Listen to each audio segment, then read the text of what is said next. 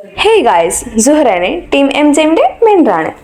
അപ്പം ഞാനൊരു പോസിറ്റിവിറ്റിനെ കുറിച്ച് പറഞ്ഞുതരാം. ഒരു ചെറിയ കഥ പറഞ്ഞുതരാം. ഒരു ചെറിയ ഗ്രാമത്തിൽ നവീൻ എന്ന ഒരു യുവാവ് താമസിച്ചിരുന്നു.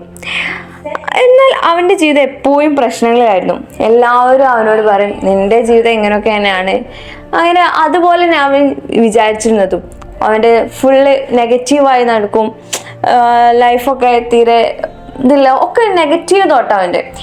അങ്ങനെ ഒരു ദിവസം അവൻ്റെ നാട്ടിലുള്ള ഗ്രാമത്തിൽ പോയിട്ട് ജ്യോതിഷിനോട് സംസാരിക്കും. എനിക്ക് എപ്പോഴും ഇങ്ങനെ എപ്പോഴും ദുഃഖമാണ് വരുന്നത്, പരാജയങ്ങളാണ് വരുന്നത്. ഇങ്ങനെ ജ്യോതിഷിയുമായി സംസാരിക്കും. ജ്യോതിഷി അതിന് ഒരു ചിരിയോടെ മറുപടി പറഞ്ഞു, നവീൻ, നീ എപ്പോഴും നിന്റെ പരാജയങ്ങളെ ഓർക്കുന്നു.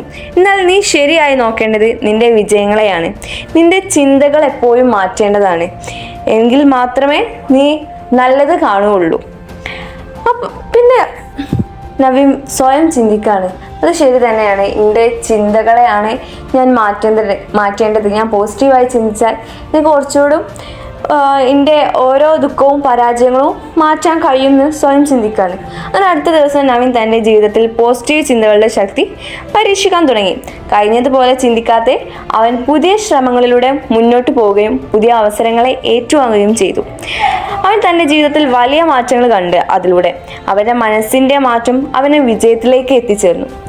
ഇതിലൂടെ നമുക്ക് മനസ്സിലാക്കാൻ പറ്റുന്നത് എന്താണെന്ന് വെച്ചാൽ, നമ്മൾ വലിയ മാറ്റത്തിന് അടിസ്ഥാനമാണ് നമ്മൾ മനസ്സിൽ പോസിറ്റിവിറ്റിയെ ഇളക്കുക എന്ന് പറഞ്ഞാൽ അത് നിങ്ങളുടെ ജീവിതത്തിൽ പ്രകാശം നൽകും.